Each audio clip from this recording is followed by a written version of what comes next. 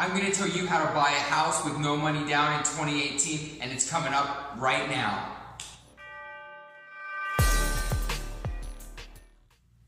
Hello and welcome. If this is your first time on my channel, my name is Matthew Tortorelli, and I'm a mortgage loan officer in California, Arizona, and Texas. And if you like great content like this, consider subscribing. Now, let's get into it. Okay, so you decided it's time to buy a new house, and you've kind of come into a little problem with the down payment. Either you don't have it saved, or you weren't able to find a family member to gift it to you. In one way or another, you're looking for a down payment assistance type of loan, okay? So let's go over some of the things you want to keep in mind when you're applying for a down payment assistance type of loan. The first thing that you want to keep in mind that's kind of similar to most other type of loans, but really with down payment assistance loan, is what I like to call consumer debt. And consumer debt is basically anything other than an auto loan or a home loan.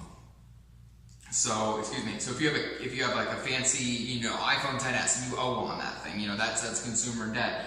Or if you have a new computer for Best Buy or a TV or any of those things that you finance, and that's consumer debt. So getting like a normal FHA loan or a conventional loan with consumer debt, just like with down payment assistance, it's not the best thing, but you really don't want it with down payment assistance, because not only do you have tighter debt to income ratio limits there, so it really decreases your buying power when you have consumer debt. So my number one thing is, before you go for your down payment assistance loan, pay off all your consumer debt, or as much of it as you possibly can.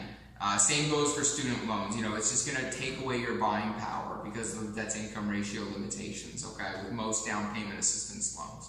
All right, let's go into the next point, shall we? What's the catch? When you may ask me, what's the question?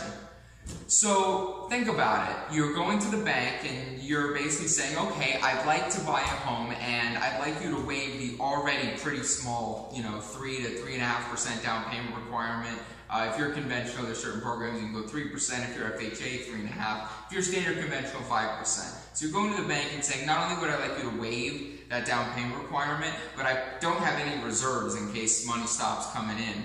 So the bank's thinking to themselves, okay, well, we should just help this person out and let's get them a good deal. No, absolutely not what they're thinking. They're saying, okay, this person's in a situation and they kind of need this program, so we can charge an arm and a leg as far as interest rate goes. We can crank that as high as they'll take it, and that'll just be, and that's just totally fine, and that's the way it has to be. And with most down payment assistance loans, you can't really shop the rate. Okay, it's pretty much set in stone. Every lender's going to offer you the same rate.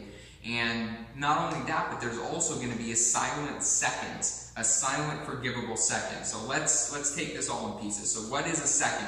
A second is a second loan. What is the second loan? What is that? Well, it's the down payment assistance. It's that, let's say you went conventional, 5% down. That 5% on every $100,000 is $5,000. So let's say you had a $200,000 house, put $10,000 down. That's a $10,000 second. But it's a forgivable second as well. And what that means is every month you own that loan for the next 3 years, 36 months, 1/36 of it will be forgiven. And I'll actually put a little example equation right here for you to look at, okay, about how that'll all work. Okay, so it's a silent forgivable second. So as long as you have the loan for 3 years, then the second will be totally forgiven. And the reason they do that is they need to make their money back with that higher interest rate. So they force you to stay in that higher interest rate for 3 years when you have that silent forgivable second. Or you have to pay off that second out of pocket in order to refinance earlier than that. No one is going to do that, or most people don't.